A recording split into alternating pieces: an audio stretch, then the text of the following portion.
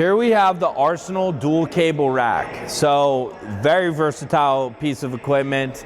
You can do flies, you can do tricep extensions, you can do curls, all dependent on the attachments you use. So for today, I'm going to do a fly. I'll bring this up here. You want to look at the corresponding number to make sure they match. This is 20. Use this little window to look in and see where it's at.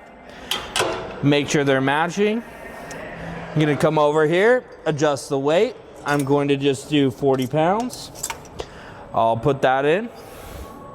Grab the handles, take a step forward. Big chest, driving forward. Big chest, driving forward. You can also use the pull-up bar. You can do a wide grip, or if you want to use any of these, you could do a neutral grip. And like I said, there's a lot of different attachments over here. And that is the Arsenal dual cable rack system.